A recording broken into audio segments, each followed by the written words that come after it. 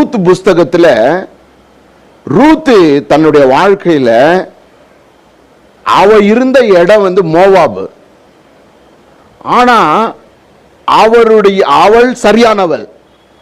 ஆனா அவள் வாழ்கிற இடம் மோவாப், தவறான இடம். நகோமி சரியான நபர், தவறான இடத்துல இருக்கிறார்.